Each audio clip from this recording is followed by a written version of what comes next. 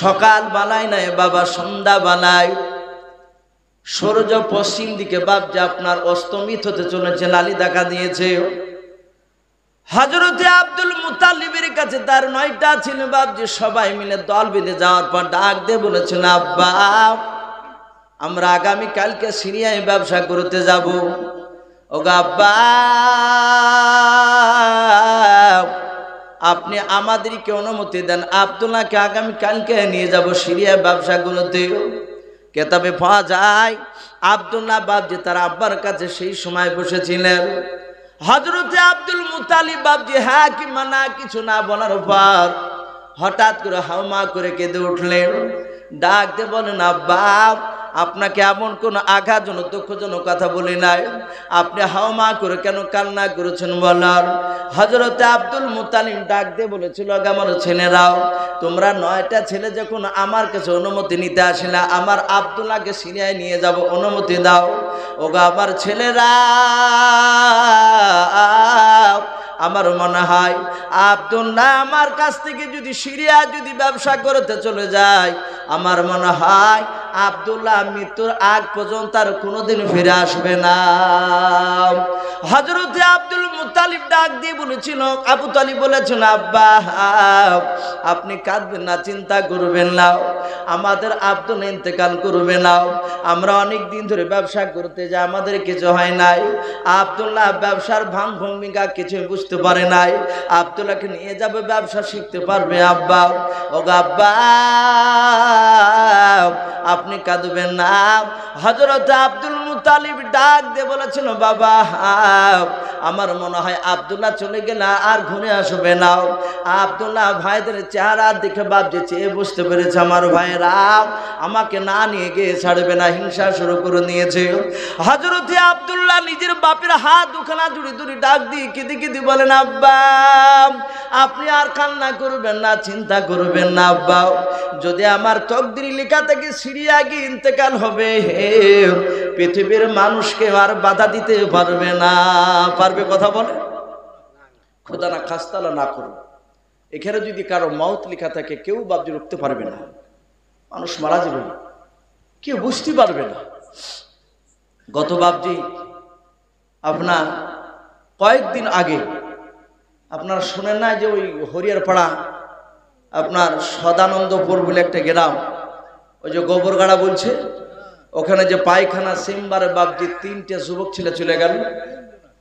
একেবারে আশ্চর্য অবাক, তারা ধারণা করতে পারেনি যে তাদের ইন্তেকাল হবে। কেরালা থেকে বাড়ি এসেছে আগাদে, যেদিন মরছে তার আগাদিন কেরালা থেকে বাড়ি এসে বাড়িতে বাপজি লবণ নাই, সার্ফ নাই, তাই কিনতে গেছে দোকানে বাজার করতে। দোকানে বাজার করছার দিকে হইচই করছে যে চেম্বারে মানুষ পড়িয়ে যায়, উঠছে না। ও ওই দোকানের সয়দা হাতে ক্যারিতে ঝুলছে, ছুটছে, যাইয়া থুয়ে বলছে ওর একটা ভাই পড়িয়ে গেছে। বড় ভাইকে বাপজি তার ভাইকে তুলতে যে ও বাপজি শেষ, ও জানে না যে আমার বাড়িতে গিয়ে আজরাইল হাজির হয়ে গিয়েছে। কেউ জানি না বাপজি, খোদা না খাস্তানা না করুন। আমাদের মধ্যে হয়তো কারো না কার কাফনের কাপড় হয়তো দোকানে এসে এলাকায় হাজির হয়ে গিয়েছে। কথা ঠিক না বেঠিক বলে? আমরা হয়তো জানি না। মাউদ বাপজি কেউ গ্যারান্টি দিতে পারবে না। তাই আব্দুল্লাহ বলছেন, আব্বা কাঁদবেন না, সিরিয়া ইন্তেকাল থাকলে কেউ বাধা দিতে পারবে না। আব্বা অনুমতি দেন, বলে বাবা যাও, কিন্তু আমার মন বলছে তুমি চলে গেলে আর ঘুরে আসবে না। আব্দুল্লাহর আব্বা আব্দুল মুত্তালিব বলছেন, বাবা তোমার মন চায় সিরিয়ায় যেতে?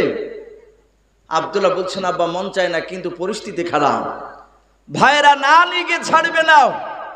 মন বলে না যে একটি বেলা আপনার চোখের আড়ালে আমি কোথাও কাটাই। আব্দুল মুত্তালিবের কাছ থেকে বিদায় নিয়ে সন্ধ্যাবেলায় বাপজি রাত্রিবেলায় বিবি আমিনার ঘরে যাচ্ছে। আমিনাকে ডাক দিয়ে বলে, বিবি আমিনা আমি আগামীকাল সিরিয়ায় ব্যবসা করতে যাব, যা যা লাগবে সব ওই দেখো ব্যাগে গুছিয়ে রাখো। হযরতে আমিনা গোছাতে শুরু করে দিলাম। আব্দুল্লাহ ডাক দিয়ে বলো, বিবি আমিনা এই দেখো বিছানায় আমি শুয়ে গেলাম, বিছানা তোমার ব্যাডিং পত্র গোছানো হলে তুমি শুয়ে যাও। হযরতে আমিনা ব্যাডিং গুছাতে গুছাতে বাপজি বেশ গভীর রাত্রি হয়েছে। হযরতে আব্দুল্লাহর বাপ যে ঘুমটা ভেঙে গেল, বিছানার চারিদিকে লক্ষ্য করে দেখে বাপ যে আমিনা শুয়ে নাই। ডান দিকে হাঁচা মারা আমিনা নাই, বাম দিকে বাপ যে খোঁজা আমিনা শুয়ে নাই। চোখ দুটো খোলার পর বাপ যে আপনারা তাকে দেখে আমিনা মাথার পাশে দাঁড়িয়ে দাঁড়িয়ে আব্দুল্লাহর চেহারার দিকে বাপ যে চেয়ে চেয়ে কান্না করেছে। বলুন সুবহানাল্লাহ। আব্দুল্লাহ তাকে দেখছে, অমন করে তাকাচ্ছে, কাঁদছে কেন? হাতখানা ধরে বলছে, বিবি অমন কাঁদছো কেন? তুমি কেন ঘুমাওনি? শওনি কেন আমার পাশে? বলো। ডাক দিয়ে বলছে, ওগো স্বামী, আপনি যখন সন্ধ্যাবেলা এসে বললেন মক্কা থেকে আমি সিরিয়া ব্যবসা করতে যাব, ওগো আমার প্রাণের স্বামী, সেই সময় থেকে বুকের ভিতরটা যেন কেমন করছে। আপনি চলে গেলে আমার মনে হয় আর ঘুরে আসবেন না। তা আমি আপনার চেহারার দিকে বারবার তাকাচ্ছি, মনে হচ্ছে আপনার চেহারা দেখে আমার পেট ভরছে না। হযরত আমিনার কথা শুনে আব্দুল্লাহ কাঁদতে লাগলেন। বলে, বিবি তুমি যে কথা বলছো, কথা তো আমার আব্বাও বলেছে। সান্ত্বনা দিলেন বিবিকে। কথা বলতে বলতে বলতে বাপজি সকাল হয়ে গেল। সকালবেলায় দরজার গুড়িতে তার আরো যে 9টা ভাই, তারা এসে ডাকছে, আব্দুল্লাহ, ও আব্দুল্লাহ, আব্দুল্লাহ। আব্দুল্লাহ বলছে, বিবি আর থাকা যাবে না, ওই দেখো ভাইয়েরা ডাকছে, দাও ব্যাডিংটা দাও, ব্যাগটা দাও আমার।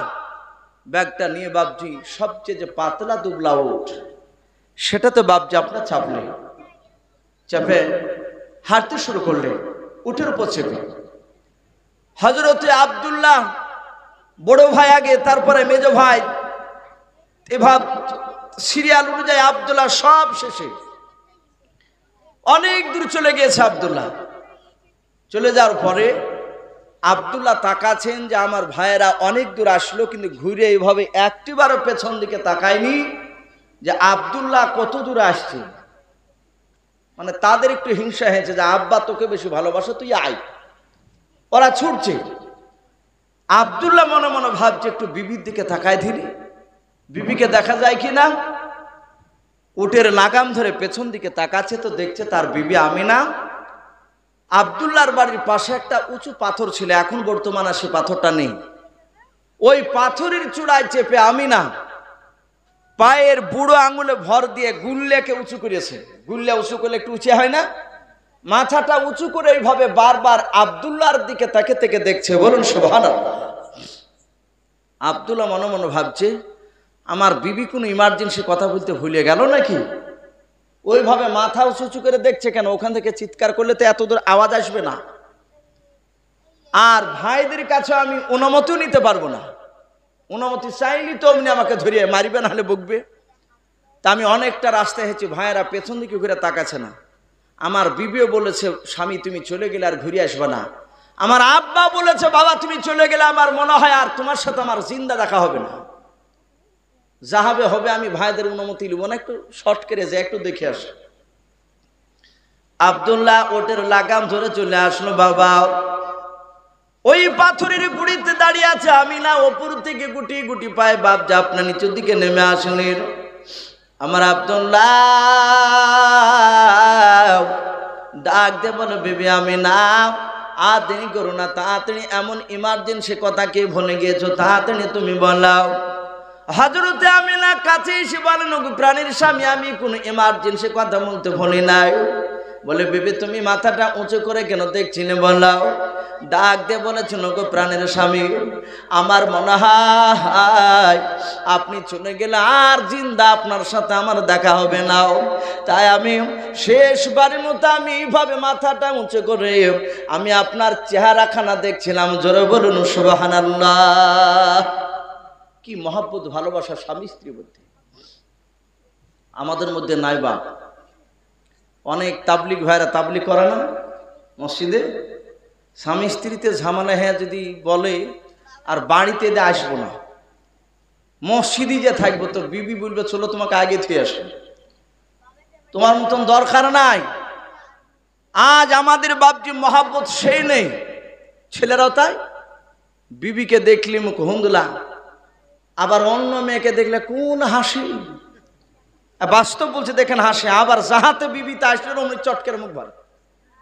অনেক মেয়েরা বলে যে তোমার মুখে কি ভরা থাকে, একটু হাসতে পারো না।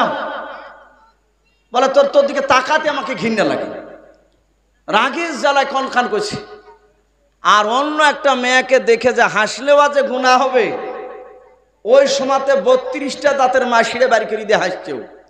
আর এর কাছে নাই মহাব্বত বাপজি, স্বামী স্ত্রীর মধ্যে মহাব্বত নবীদের মধ্যে ছিল।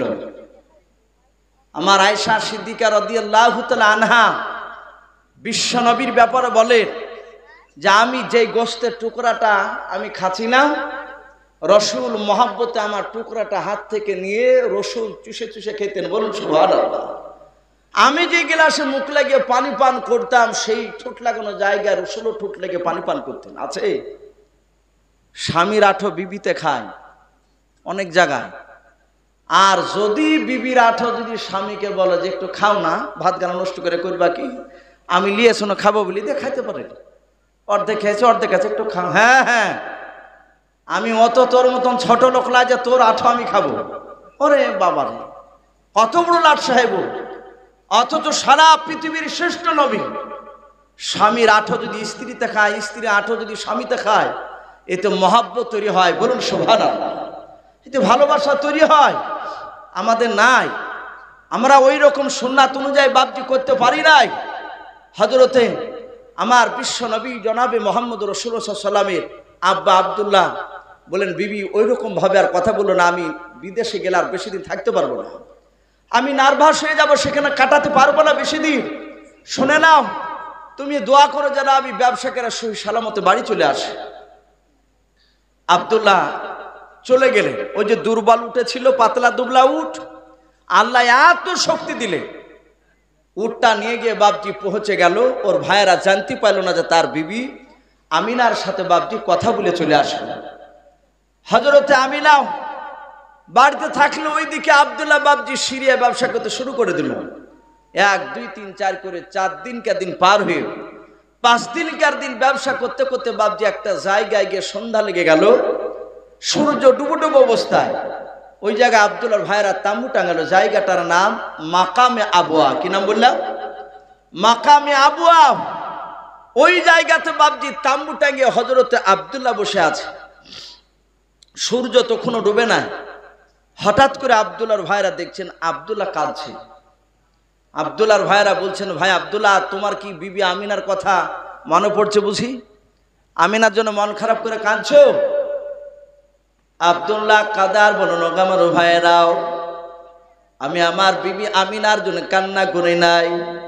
এই ভাই আব্দুল্লাহ, তাহলে তুমি কেন কান্না করেছো বললাম? আব্দুল্লাহ কাদার বলেন, ভাই বুকে ব্যথা শুরু হয়েছে, শরীরে প্রচন্ড জ্বর, চোখে আমি ঝাপসা দেখছি, ভালো করে চোখে দেখতে পাই না রে ভাই। কেতাবে লেখা আছে বাপজি সারাতে হালবিয়ায় আব্দুল্লাহ বাপজি সূর্য আস্তে আস্তে পশ্চিম দিকে ডুবে গেল। আব্দুল্লাহর 2 চোখের পার বাপজি একেবারে খতম হয়ে গেল, আর দেখতে পাই নাই। যারা 1 চোখে দেখে বাপজি তাদেরকে কানা বলা হয়, যারা 2 চোখে দেখতে পায় না তাদেরকে অন্ধ মানুষ বলা হয়। হযরতে আব্দুল্লাহ একেবারে অন্ধ হয়ে গেছে, আর দেখতে পায় নাই। হযরতে বাপজি আব্দুল্লাহ রাত্রি বেলা বাপজি সন্ধ্যা হওয়ার পরে বেশ একটু রাত্রি হয়েছে বাবা, আব্দুল্লাহ এভাবে বাপজি অন্ধ অবস্থায় মাটি হাঁচড়া যে চারিদিকে। আব্দুল্লাহর ভাইয়েরা ডাক দিয়ে বলেছিল, ভাই আব্দুল্লাহ, কি ব্যাপার, তোমার এমন কি জিনিস হারিয়ে গিয়েছে একটুখানি বলাও। এই আব্দুল্লাহ, তুমি চারিদিকে তুমি কি খোঁজাখুঁজি করেছো একটুখানি বলাও। আব্দুল্লাহর ডাক দিয়ে বলেন, ভাই আমার এমন কোনো জিনিস হারাই নাও। বলে কি মাটি হাঁচড়াচ্ছে একটুখানি বলাও। ভাইরা আমার, বাবা জীবনেরা, যার চোখ নাই বাপজি তাকে গিয়ে বলবেন চোখটা কত বড় মূল্যবান। আজ আল্লাহ আমাদেরকে 2টো চোখ দিয়েছে বাবা, চোখের নিয়ামত বাপজি আমরা বুঝতে পারি না। আমার জীবনের বাপজি বাস্তব ঘটনা বাপজি, আমি অনেক জাল সাথে কথাটা বলেছি ভাই। আপনারা অনেক সময় দেখবেন ইউটিউবে বাপজি নবীর জীবনে আলোচনা করতে গিয়ে হাফেজ সাহেবের নাম নিয়েছে। হয়েছে। আমি বেলডাঙ্গা সুরুলিয়া মাদ্রাসাতে পড়াশোনা করার সময় ছেতিয়ানি বলে মরাদিকের পাশে একটা ছেতিয়ানি বলে বাবজি গ্রাম আছে। ওই গ্রামে উত্তরপাড়া বলে একটা বাবজি পাড়া আছে। ওখানে বাবজি মসজিদে আমি নামাজ পড়াতাম 5 ওয়াক্ত। ওই মহল্লার মধ্যে বাবজি একটা হাফেজ সাহেব ছিল। 2 চোখে বাবজি দেখতে পায় না, অন্ধ, এখনো বেঁচে আছে। আল্লাহ বেঁচে রাখলে বাবা আগামী বাবজি ফাল্গুন মাসের বাবজি মনে হয় আপনার 16 তারিখ না 18 তারিখে বাবজি আমার ওই গ্রামে আবার জালসা আছে। হাফেজ সাহেব ফোনে বাবজি কথা বলছিলেন। 2 চোখ বাবজি অন্ধ, দেখতে পায় না, কিন্তু আল্লাহ এত মেধা এত ব্রেন বাবজি দিয়েছে হাফেজ সাহেবকে। এক জায়গায় দাঁড়িয়ে গোটা 30 পারা বাবজি শুনিয়ে দেয়। বলুন সুবহানাল্লাহ। এত হাফেজ সাহেবের পড়াটা বাবজি সুন্দর। আমি যখন বাড়ি যেতাম তখন হাফেজ সাহেব নামাজ পড়াতো। কারণ হাফেজের পিছনে বাবজি নবীনা অন্ধর মানুষের ভালো লোক থাকলে তার পেছনে নামাজ হবে না। তা আমি থাকা অবস্থায় দাঁড়াতো না ভাই। ওই হাফেজ সাহেব রাত্রিবেলায় বাবা ফজরের সময় নয়, রাত্রিবেলায় নয়, আপনার সন্ধ্যার দিকে বাবা হাসতে হাসতে আসলো। আমি বললাম হাফেজ সাহেব হাসছেন কেন? বলো ভাই আমার বিবিকে আল্লাহ একটা বেটা সন্তান দান করেছে, নাম কি রাখবো বলো? দুজনে আলোচনা করে বাবজি হাফেজ সাহেবের নাম রাখলাম আব্দুল্লাহ। আব্দুল্লাহ ছেলের নামটা নিয়ে বাড়ি চলে গেল। আবার ভোরবেলায় ফজরের নামাজ পড়তে এসেছে। নামাজ পড়ে বাবজি সালাম ফিরে সূরা ইয়াসিন তেলাওয়াত করতেছিলাম। হাফেজ সাহেব কিছুক্ষণ শোনার পর বাবজি মসজিদের ঘরে গিয়ে আড়ালে গিয়ে বসলো। বসার পর হাউমা করে হাফেজ সাহেব কাঁদতেছে। কোনোদিন কান্নার আওয়াজ হাফেজ সাহেবের মুখ থেকে শুনি নাই। হঠাৎ কাঁদছে কেন? তাড়াতাড়ি ইয়াসিন সূরা বাবজি শেষ করে মুসল্লি প্রায় 20-22 জন ছিলাম, সবাই মিলে হাফেজ সাহেবের কাছে গেলাম। ডাক দিয়ে বললাম হাফেজ সাহেব মনে হয় রাত্রিবেলা আপনার ছেলেটা মনে হয় মারা গিয়েছে, কেন কান্না করেছেন বলেন? হাফেজ সাহেব বাবা হাত কেন উঁচু করে বলছেন ইসুফ ভাই আমার ছেলে মরে নাই বলে কাঁদছেন কেন? বলে হাতটা দাও। যাহাতে হাতটা ধরে দিয়েছে আর হাতটা ধরে বুকের সাথে বাবজি জোরে ধরে কাঁদারও বলেন এসব ভাই আমি কি অন্যায় করেছি একটু বলো। আমি বললাম ভাই তুমি কি অন্যায় করেছো তা আমি কেমন করে জানবো? এর জানার মালিক হচ্ছে আমার আল্লাহ, আমি তো জানি না। ডাক দিয়ে বলেন ভাই আজকে চোখ দুটো আল্লাহ পাওয়ার কেড়ে না নিয়ে যদি আমার পা দুখানা যদি কেটে নিত, হাত দুখানা যদি নিড়ে হয়ে যেত, যদি আপনার হাত দুখানা যদি কেটে নিত আল্লাহ, এতে আমার অত দুঃখ হতো না যত দুঃখ আজকে পেয়েছে। বলে কিভাবে?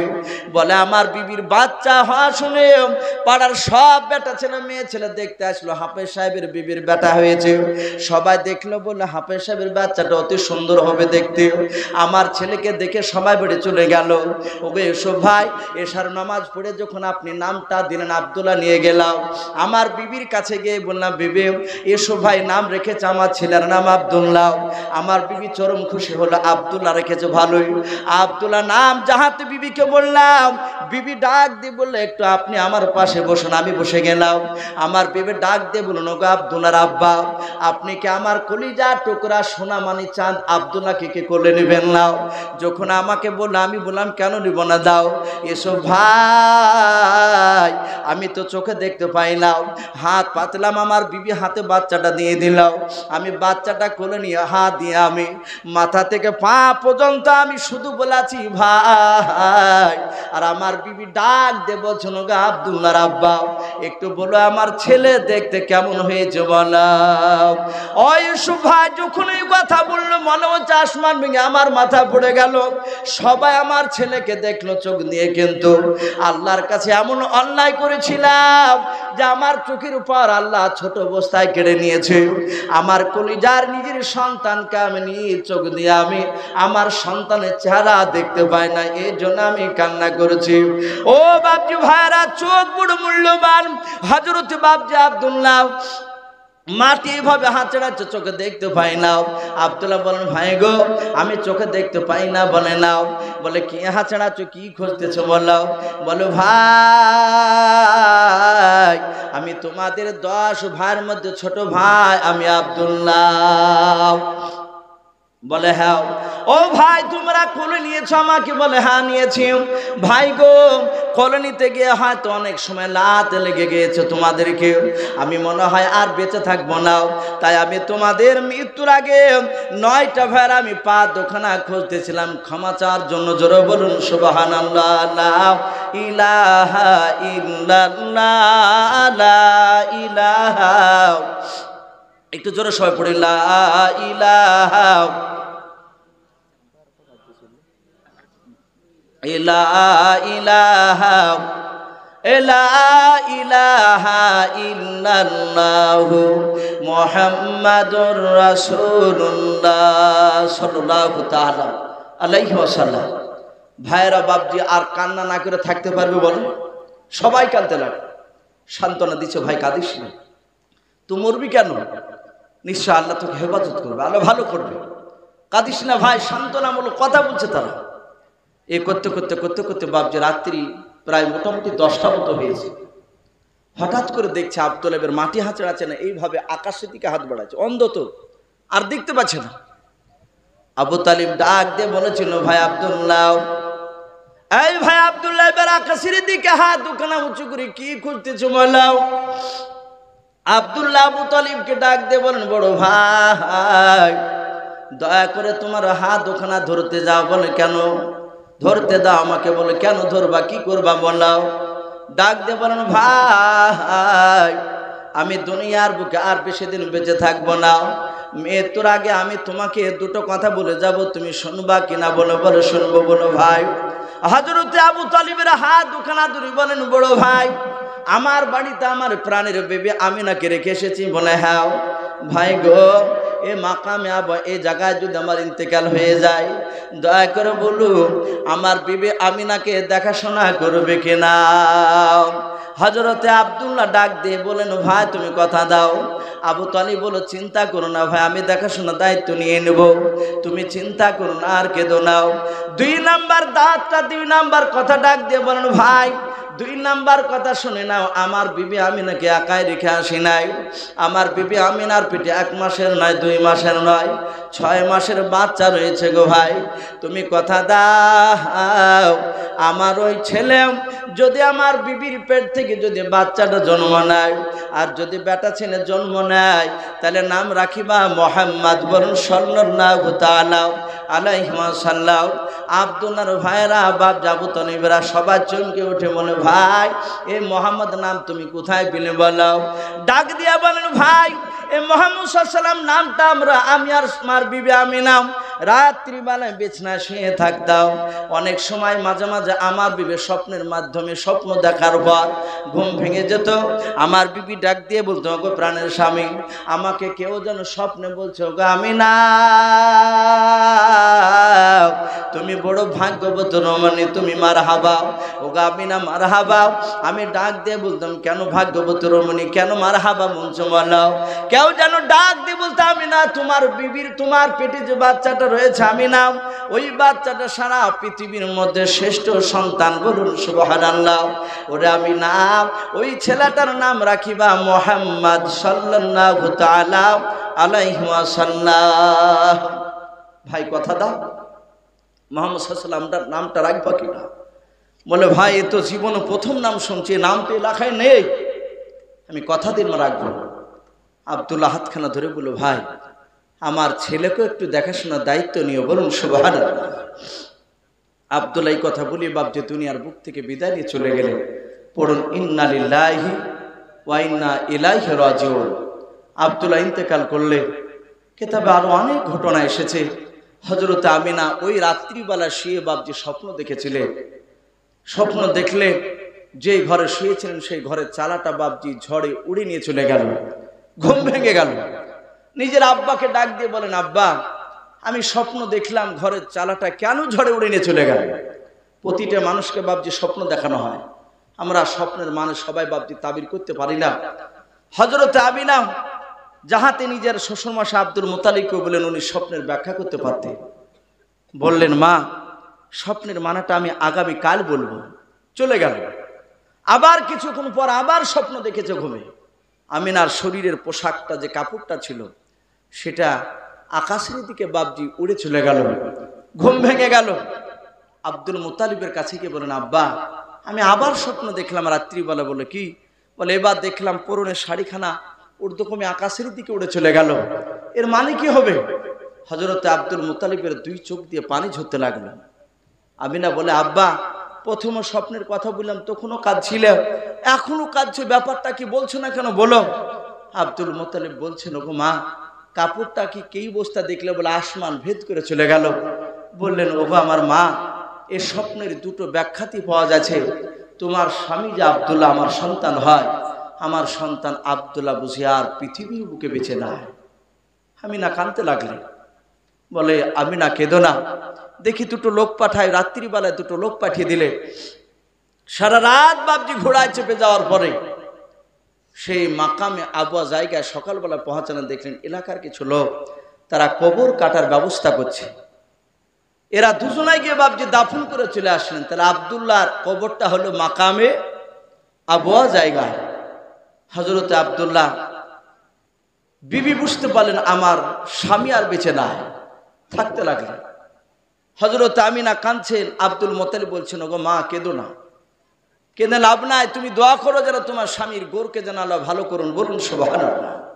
আজ আমাদের কিছু মানুষ দেখেন মারা গেলে, কোনো বাপ যদি মারা যায়, তার সন্তান যদি বেঁচে থাকে, যেটা সচরাচর দেখতে পাচ্ছি বাপ যে আমাদের এলাকায়, জানি না আপনাদের গ্রামে ওই রকম করে কিনা, বাপ মরে গেলে দেখেন লাগাতার বেশ কয়েকদিন কবর জিয়ারত করতে যায় না? একবারে টুপিকে এমন করে চাপিয়ে বসাবে, কান পর্যন্ত আধ ঘন্টাকে ফেলবে। বিরাট নমাজে আল্লাহওয়ালা নমাজ, এক আধ সপ্তাহ যাবে, এক মাস, কোন রকমের 40 দিন পার করবে। ওই 40 দিনের মধ্যে গল্প করবে মসজিদে যেয়ে, দুনিয়া কিছু নাই ভাই, একবারই বেকার, ইয়া ছাড়া আর কিছুই ভালো লাগছে না। যাহাতে 40 দিন পার হয়ে যাবে দেখবেন আর নাই। বলে, বাবা মসজিদে কই যাইছ না? বলে, কাজের খুব চাপ চাচা। ওই যে দুনিয়া কিছু লাই বলছিল না কিছুক্ষণ আগে। তারপর দেখা যাবে বাপ যে আস্তে আস্তে আস্তে আস্তে এক ওয়াক্ত কি জুম্মা পর্যন্ত বাদ দিয়ে দিচ্ছে। অনেকই হচ্ছে বাপ, যেটা আমাদের এলাকা। তাই প্রতিটা বাপজি ভাইদেরকে বলবো, ভাই হযরতে আব্দুল্লাহ সেখান থেকে বাপজি চলে আসলে, মানুষ মারা গেলে নমাজের অবস্থায় বাপজি কাঁদতে হবে তার জন্য। বলুন সুবহানাল্লাহ। নমাজের অবস্থায় কাঁদেন, আল্লাহর কাছে দোয়া করে, ইনশাল্লাহ আপনার দোয়া কবুল করবে। কিন্তু নমাজ নাই, কেঁদে লাভ নেই। আমিনাকে বারণ করলেন, কেঁদো না মা। আমিনাকে আরো বেশি ভালোবাসতেন আব্দুল মুত্তালিব। আমার বিশ্ব নবী যে আমিনার পেটে থাকতে লাগলেন 6 মাস, 7 মাস, 8 মাস, 9 মাস, 10 মাস, কেউ বলেছেন 10 মাস 10 দিন, আবার কেউ বলেছেন 10 মাসের আগেই রাসূল দুনিয়ার বুকে এসেছিলেন। এখন ভাই, জন্মের তারিখ নিয়ে বাপটি মতভেদ রয়েছে। যারা ইতিহাস পড়েছেন ইসলামী, তারা দেখবে কেউ বলেছেন নবীর জন্ম 10 তারিখে রবিউল আউয়াল মাসে, কেউ বলেছেন 11 তারিখ, কেউ বলেছেন 12 তারিখ, আবার কেউ কেউ বলেছেন 14 তারিখ। কিন্তু বেশিরভাগ উলামারা, জমহুর উলামারা তারা বলেছে আপনার 12 তারিখটাকে প্রাধান্য বেশি দিয়েছেন। 12 তারিখটাকে নবীর আসার ব্যাপারে বাপজি মতভেদ রয়েছে। মানে লোকে তো জানতো না যে ইনি নবিতা। আস্তে আস্তে রাসূল বড় হলেন, তারপর লোকে জানতে পারলেন ইনি আখিরি জামানার নবী। বলুন সুবহানাল্লাহ। তার আগে মানুষ বুঝতে পারেনি।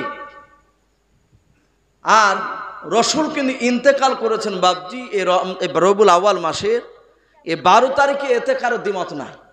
12 তারিখে ইন্তেকাল করেছে। ভাই আরেকটা কথা বলি আপনাদেরকে, যেটা আমি প্রথমে একটু ইশারাতেন বলেছি, যে অনেক বাপজি অনেক জায়গায় শিরক বেদাতে লিপ্ত হয়ে যাচ্ছে মানুষ। রাসূল 12 তারিখে জন্ম নিয়েছেন, এটা মানলাম। আবার হাদিসে পাওয়া যাচ্ছে ওই রবিউল আউয়াল মাসের ওই 12 তারিখেই রাসূল ইন্তেকাল করেছেন, এটাও সত্য কথা। অথচ বাপজি যারা আমরা ওই ডিজে, ট্রাক্টরে, টোটোতে, টুকটুকি যাকে বলি, তাতে মাইক বেঁধে বাপজি, আজকে দেখলাম আমাদের এলাকার কথা বলছি, আমার বাড়ির পাহা দিয়ে যাচ্ছে না, ও আমার বাড়ির কাছে এসে বাপজি সব দাঁড়িয়ে আরো জোরলাই দিয়ে জোরে চিল্লাচ্ছে মাইকে। আর অনেকে দেখা যায় এই সব মৌলানার বাড়ি, মৌলানা তার ভালো করে বলছে না। অনেকে দেখলাম বাপজি ফক ফক করে বাপজি শিকারে টানছে, অথচ মাথায় পাগড়ি, হাতে পতাকা, আরবি লেখা কাগজ, ওই কাপড়ে ডানটাতে বাঁধিয়েছে পতাকার মতো, আর বলছে আল কোরআনের আলো ঘরে ঘরে জালো, আর মাছেটা সবাই না, কয়েকজনকে দেখলাম। অনেকে দেখছি টাকনু নিচে বাপজি আপনার পায়জামা লটকাছে। ভাই এগুলো নবীর আশিক দিবানা এভাবে হয় না, নামাজ পড়তে হবে। আজ আমরা রসুলকে পেয়ে 5 ওয়াক্ত নামাজ পেয়েছি, বলুন সুবহানাল্লাহ। আপনি খোঁজ নিবেন, নামাজ নাই, 5 ওয়াক্ত ফজর পড়ে না, জোহর পড়ে না, আসর পড়ে না। আবার মিছিল দেখলে বিরাট আনন্দ লেগে যায়, এসে বলে যে দারুণ জিনিস। 1 ওয়াক্ত নামাজ যদি আপনি ইচ্ছাকৃত না পড়েন, কিয়ামতের ময়দানে আপনি ওই ওয়াক্তের হিসাব দিতে পারবেন না, আপনাকে জাহান্নামে যেতে হবে। কথা সত্য না মিথ্যা বলে? আপনাকে জাহান্নামে যাওয়া লাগবে। তাই প্রতিটা বাপজি ভাইদেরকে বলবো, কোরআন হাদিস অনুযায়ী বাপজি রসুল যাতে খুশি হবে। আপনি নামাজ পড়ুন, আপনি নামাজ না পড়ে যতই মিছিল করেন, এ মিছিল করা তো রসুল খুশি হবে না, বরঞ্চ নামাজ পড়ে যদি আপনি কাঁদেন তবে আল্লাহ খুশি হবে, আল্লাহ রসুল খুশি হবে। নবী বলেছে নামাজ হচ্ছে আমার চোখের শীতল, বলুন সুবহানাল্লাহ। নামাজ এত গুরুত্বপূর্ণ, আমার বিশ্বনবীর অনেক ঘটনা এসেছে। নবী মওতের সময় 13 দিন ধরে বিশ্বনবী বিছানার মাথার যন্ত্রণায় কাতর হয়ে নবী আমার 17 ওয়াক্তের 5 ওয়াক্ত নয় ফরজ নামাজের ইমামতি করতে পারেন নাই, বলুন সুবহানাল্লাহ। ওয়াক্ত বললাম 17 ওয়াক্তে। আল্লাহর নবী জনাবে মুহাম্মদ রাসূলুল্লাহ সাল্লাল্লাহু তাআলা আলাইহি ওয়াসাল্লাম মাথার যন্ত্রণায় বাপ যে কাতর হয়ে আছে। সাহাবারা আসরে নামাজ পড়তে গিয়েছেন বাবা বৃহস্পতিবারের দিন। আল্লাহর নবীর সাহাবারা বাপ যে কাতার বেঁধে বসে আছে, নবী আমার ঘর থেকে বেরিয়ে এসে নামাজ ইমামতি করবেন, নামাজ পড়াবেন। কিন্তু বাবা আসরের নামাজের টাইম বাপজি পার হয়ে গেল।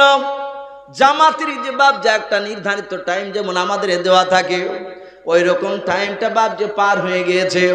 সাহাবারা চিন্তা করে নবীজি কেন ঘর থেকে আসে নাই। আল্লাহর নবীর বাপ যে ঘরটার মসজিদ নববী এমন সিস্টেমে ছিল বাবা, একটা পাঁচিলের মধ্যে বাবা, পাঁচিলের ওই দিকে মসজিদ নববী আর পাঁচিলের এই দিকে হচ্ছে নবীজির ঘর। জোরে বলুন সুবহানাল্লাহ। দরজা খুললি বাপ যে মসজিদে নববীতে প্রবেশ করা যেত। আল্লাহর নবী হুজরা ঘর থেকে কেন বেরিয়ে আসেন নাই? কেন নবী যে আসে না, নবী বসে আছে। আল্লাহর নবীর সাহাবারা বাপ যে দরজায় গিয়ে সালাম দিন না, আসসালামু আলাইকা ইয়া রাসূলুল্লাহ ইয়া হাবিবাল্লাহ। সালামের উত্তর হয়ে গেল বাবা। আল্লাহর নবী উত্তর দিলেন, হযরতে আবু বকর উমর রাদিয়াল্লাহু তাআলা আনহুম আজমাইন ডাক দিয়ে বলেন, হুজুর একটু দয়া করে অনুমতি যদি দিতেন তাহলে বাড়িতে যেতাম। আল্লাহর নবী বলেন, ওরে আমার বিবিরা, তোমরা ঘর থেকে তোমরা একটু আড়ালে চলে যাও। ওরা আড়ালে চলে গেলেন।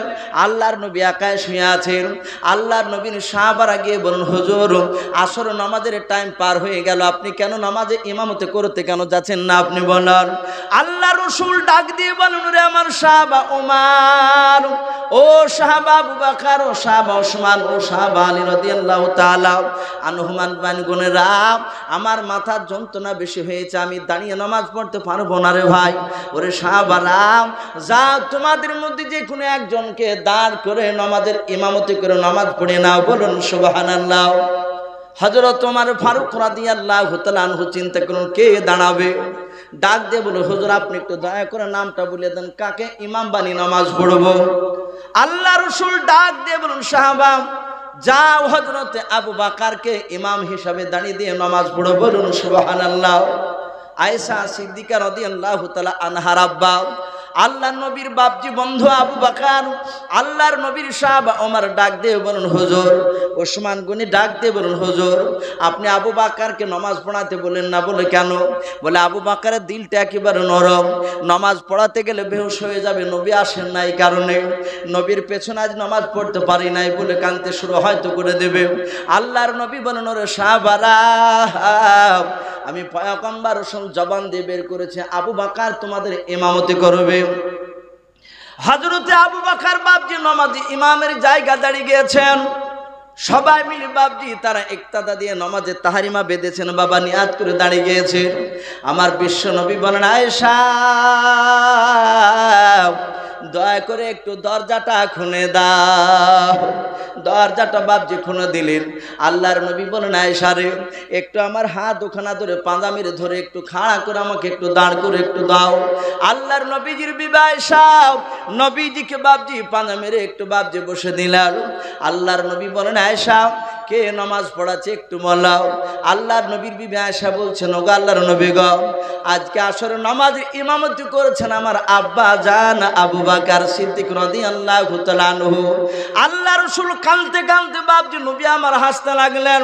আমার আয়েশা লক্ষ্য করে বলছে, নবী আপনি কিছুক্ষণ আগে কাঁদছিলেন, আবার কেন হাসতেছেন? ডাক দিয়ে বলুন, ওগো আমার আয়েশা শুনে না, এ হাসিটা আমি খুশির হাসি হাসতেছি বলে কেন? বলে আয়েশা, আমি আমার ইন্তেকাল করার পর আমার উম্মতে মুহাম্মদীরাও, আমার উম্মতেরা তারা এভাবে তারা জামাত করে নামাজ আদায় করবে। আমার ভবিষ্যতের দৃশ্যখানা আমি আজকে চোখের সামনে দেখে নিলাম। জোরে বলুন সুবহানাল্লাহ। আমার বিশ্বনবী খুশি হয়েছিলেন। মওতের সময় বলেছিলেন সালাত আসসালাত আসসালাত, নামাজের কথা বলেছিলেন। ভাই এত গুরুত্ব। হাদিসে এসেছে কেউ ইচ্ছাকৃত নামাজ যদি ছেড়ে দেয়, তাহলে চারটে যে মাযহাব বলি না আমরা, আবু হানিফা, ইমাম শাফি, ইমাম মালিক, ইমাম আহমদ বিন হাম্বল রাহিমাহুমুল্লাহ আজমাইন, এই যে চার ইমাম, ইমাম শাফি রহমাতুল্লাহ আলাইহি বলেছেন যে নামাজ ছেড়ে দিল সে কাফের হয়ে গেল। আবু হানিফা বলছেন না, আমি কাফের বলবো না, কিন্তু যে নামাজ ইচ্ছাকৃত ছেড়ে দিল সে কাফেরের মতো কাজ করলো। ঘুরিয়ে এক জায়গাতেই আসছি। অন্য ইমামরা বলেছে সে কাফেরের মতো কাজ করলো। আর এক জায়গায় হাদিসে এসেছে মুসলমান আর কাফেরের মধ্যে পার্থক্য হচ্ছে নামাজ। ওরা নামাজ পড়ে মুসলমানরা, আর কাফেররা নামাজ পড়ে না। তাই ভাই রাগ করবেন না, নামাজ বাদ দিয়ে কোনো মানুষ নবীজির আশিক দিবানা প্রেমিক উম্মাতি হতে পারে না। নামাজ পড়া লাগবে।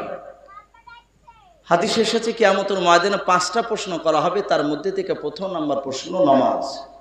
উত্তর দিতে পারলে আপনি সামনে পা ফেলবেন, আর নাহলে পেছন দিকে টাইনে আপনাকে জাহান্নামে ঢুকিয়ে দেবে।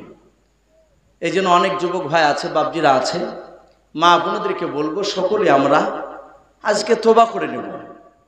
মওত অনেকে চা খেতে খেতে মারা যাচ্ছে, পায়খানা থেকে বেরিয়ে আসতে গিয়ে মারা যাচ্ছে, এরকম অনেক রিপোর্ট আছে।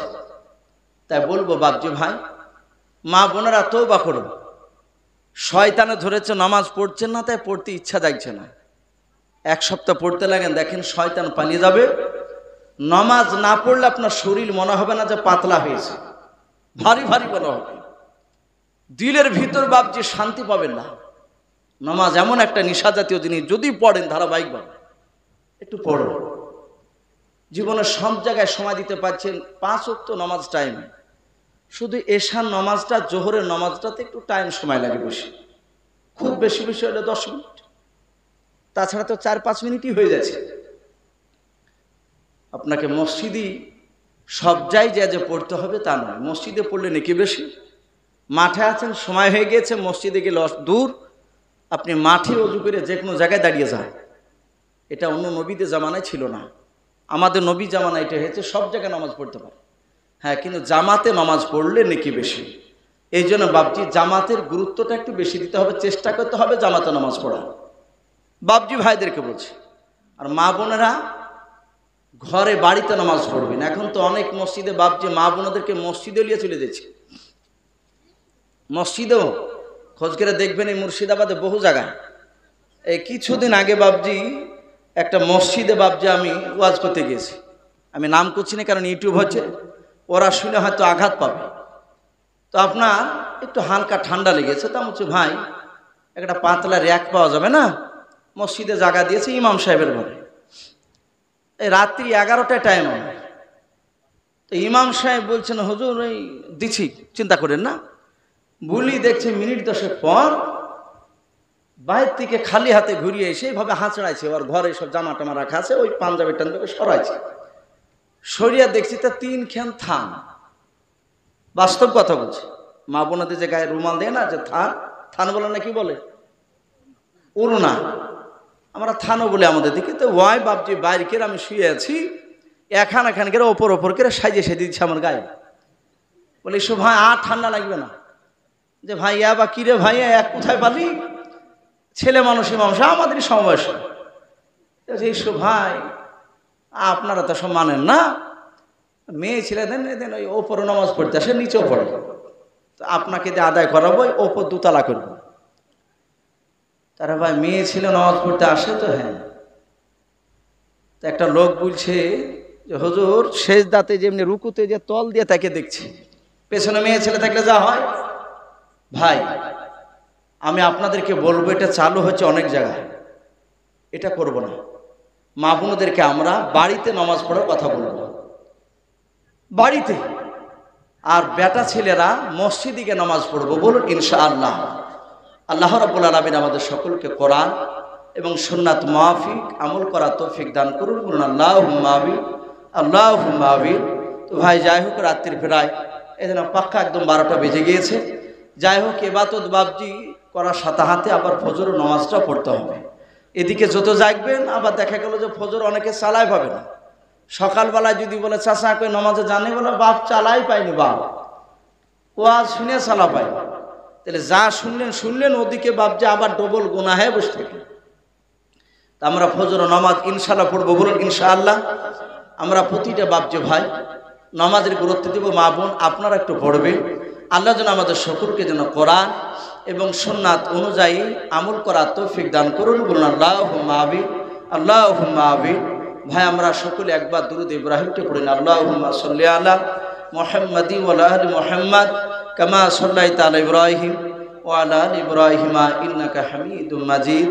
আল্লাহুম্মা বারিক আলা মুহাম্মাদি ওয়া আলা মুহাম্মাদ কামা বারাকতা আলা ইব্রাহিম ওয়া আলা আলি ইব্রাহিম ইন্নাকা হামিদুম মাজিদ। সাল্লাল্লাহু তাআলা আলাইহি ওয়াসাল্লাম।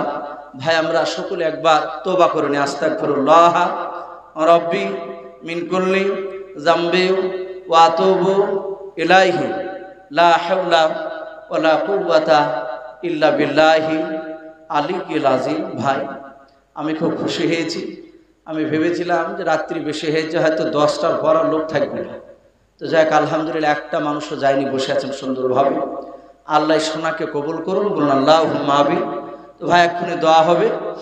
আমরা হয়তো অনেক মা বোনরা হয়তো কোরআনও পড়েছেন হয়তো এই উপলক্ষে। আছে খতম? 6টা কোরআন শরীফ খতম আছে। অনেক মা বোন হয়তো 2 পারা 4 পারা 10 পারা 20 পারাও পড়েছে। ইনশাআল্লাহ সব আপনাদের আমাদের আত্মীয় স্বজনের মাগফিরাতের কামনা করে বক্সানো হবে, দোয়া করা হবে। তার আগে ভাই আমি 1 মিনিট কথা বলি, যেহেতু আপনারা খুব ভালোবাসেন। আমি এই বছর 3-4 আগে আমি খুব এসেছি আপনাদের এখানে এলাকাতে, বেশ কয়েকবার এসেছি। তারপরে যে বাবাই খুব কাছের, আমাকে খুব শ্রদ্ধা করে, আমিও তাকে মহব্বত করি, ভালোবাসি। তাকে আমি দেখেছি আমার মাদ্রাসা লেগে আপনাদের গ্রামে পাটের সিজন একবার এসেছিলাম। তো বাবাইকে দেখেছি ঘাড়ে করে পাটের মোড়াকে বাড়ি বাড়ি বাবজি আমার মাদ্রাসার জন্য আদায় করেছিল। বেশ 2000-এর উপরে কত টাকা আমার মনে পড়ছে না, উনি দিয়েছিলেন আমার মাদ্রাসায়। ভাই আমি একটা মাদ্রাসায় থাকি, চারিদিকে বাবজি বুঝতে পারছেন শয়তানের হার তো দিন দিন বেড়ে যাচ্ছে। তা আমি আপনাদেরকে বলবো, মাদ্রাসা সারা পৃথিবীর মানুষের এই 2 টাকা 5 টাকা দানই চলছে। তো যাক আমাদের মাদ্রাসায় আপনার নদীর ধারে একটা পাঁচিরের হবে, এটা অনেক দিন থেকে আমরা আদায় করছি, বছর খানিক থেকে। প্রায় 13 থেকে 14 লাখ টাকা খরচ হবে। ওই পাঁচিলটার উপরে আবার ঘর হবে, পাঁচিলটাতে খরচ, বিরাট পাঁচিল। তো ওই পাঁচিলটা আপনার এই পানি শুকালেই কাজ শুরু হবে ইনশাল্লাহ। তাই সেখানে অনেক টাকা দরকার। আবার 100 আপনার প্রায় 10-12টা বোর্ডিংয়ে ছেলে খায়, 250টার উপরে ছেলে এলাকায় পড়ে। কিন্তু বিদেশি ছেলে আপনার 110টা, কোনো সময় 105টা বোর্ডিং 3 বেলা খেতে দেয়। তো যাই হোক, দুয়ার পরে যেহেতু টাকা তো নিয়ে আসেন, আর এটা আদায়কারীও জালসা না, তো হয়তো শেষের বেলায় যেহেতু নবী যে এসেছে, নবীকে পেয়েছি বলে আজকে কোরআন বাবজি আমরা পেয়েছি। তো সেই কোরআনকে টিকে রাখার জন্য, জিন্দা করার জন্য, তলবুল ইলমদের জন্য বাবজি যদি হয় পাঁচিরের জন্য 2-4খান সিমেন্টের বস্তা টাকা, কিংবা হয়তো 2খান হয়তো চালের বস্তা টাকাও যদি হয়, দোয়ার শেষে মা বোন বাবজি ভাই যারা আছেন, যদি পকেটে থাকে 5 টাকা 10 টাকা যা আছে একটু চেষ্টা করবেন দোয়ার শেষে দোয়ার ইনশাল্লাহ, খাস করে ইনশাল্লাহ নিয়ে গিয়ে মাদ্রাসা দিয়ে আপনাদের জন্য আবার কালকে আবার দোয়া হবে ইনশাল্লাহ। আল্লাহ যেন কবুল করুন, আল্লাহুম্মা আমিন। একটু দোয়া করি, আল্লাহুম্মা আমিন। আলহামদুলিল্লাহি রাব্বিল আলামিন ওয়াল আকিবাতু লিল মুত্তাকিন والصلاة والسلام على رسوله الأمين والصلاة والسلام على سيد المرسلين ربنا ظلمنا أنفسنا وإن لم تغفر لنا وترحمنا لنكونن من الخاسرين ربنا لا تزغ قلوبنا بعد إذ هديتنا وهب لنا من لدنك رحمة إنك أنت الوهاب আয় আল্লাহ রাত্রি প্রায় 12টা পার হতে চলল মাওলা আয় আল্লাহ গভীর রাত্রিতে তোমার ইমানদার বান্দা বান্দীদেরকে নিয়ে হাত উঠিয়েছে মাওলা তুমি দয়া মেহেরবান করে আমাদের ছোট বড় সকলের হাতগুলো তুমি ইমানদার হিসাবে তুমি কবুল করে নাও আয় আল্লাহ আমরা সকলেই সগীরা কাবিরা জানাও জানাও ছোট বড় যাবতীয় গুনাহ করে ফেলেছি রে মাওলা আয় আল্লাহ তুমি দয়া মেহেরবান করে আমাদের সকলের জীবনের যাবতীয় গুনাহগুলো তুমি মাফ করে দাও আয় আল্লাহ তুমি দয়া মেহেরবান করে মাওলা আজকে পবিত্র জালসার মাহফিল লাল্লগড় গ্রামের তুমি কবুল করে নাও আয় আল্লাহ খাস করে যে সম্ভব যে ভাইরা মা বোনেরাও তারা আরামের বিছানাকে ত্যাগ করে দিয়ে মাওলা তোমার নবীজির কথাগুলো শুনছিল কোরআনের জান্নাত জাহান্নামের কথা ভাবছে বলেছে আল্লাহ রব্বুল আলামিন তোমার বান্দা বান্দিরা শুনেছে আয় আল্লাহ তুমি দয়া মেহেরবান করে সব শোনা তুমি ইমানদার হিসাবে তুমি কবুল করে নাও আয় রব্বুল আলামিন আয় আল্লাহ দেখো তোমার বান্দা বান্দিরা আমিন আমিন করেছে রে মাওলা আয় আল্লাহ এখানে অনেক বাপ যে ভাইয়েরা রয়েছে মা বোনেরা রয়েছে মাওলা যাদের আব্বা নাই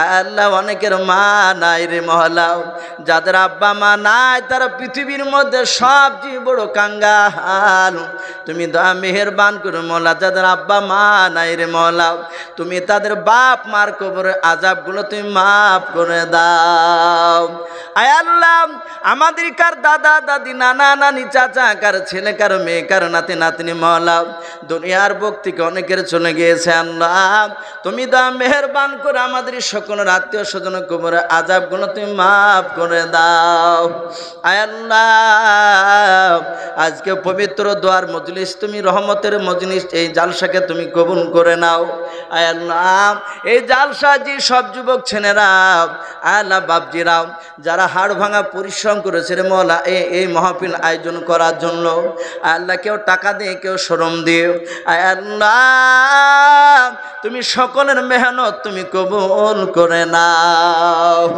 আয় আল্লাহ জালসার মাহফিল তুমি কবুল করে নাও আল্লাহ গ্রামে তুমি রহমত বর্ষণ করো এই গ্রামে তুমি রোজের আজকেরা তুমি বরকত দাও আয় আল্লাহ গ্রামের যত মাইয়াত কবরবাসী হয়েছে সকলের কবরের আযাবগুলো তুমি মাফ করে দাও আয় আল্লাহ সারা বিশ্বের মুসলমান মাইয়াত যত চলে গিয়েছে মাওলা তাদের সকলের কবরের আযাবগুলো তুমি মাফ করে দাও আয় আল্লাহ খাস করে মাওলা সারা পৃথিবীর মসজিদকে তুমি হেফাজত করো সারা পৃথিবীর মুসলমানদেরকে তুমি হেফাজত করো আয় আল্লাহ সারা বিশ্বের মাদ্রাসাকেও তুমি হেফাজত করো আয় আল্লাহ আমি যে রোহার পাড়া ইসলামিয়া মাদ্রাসায় পড়াই আয় আল্লাহ সেই মাদ্রাসার জন্য মাওলাই কারীম আয় আল্লাহ পাচিল তৈরি করার জন্য ছেলেদেরকে খাওয়ার জন্য আল্লাহ 10 টাকা 5 টাকা করে তোমার বান্দা বান্দীদের কাছে আবেদন করেছে মাওলা যদি তোমার বান্দা বান্দীরা মাদ্রাসায় দেয় তুমি তার দানকে তুমি কবুল করে নিও যারা দিতে পারবে না তাদেরকে আগামীতে দেওয়ার তুমি তৌফিক করে দিও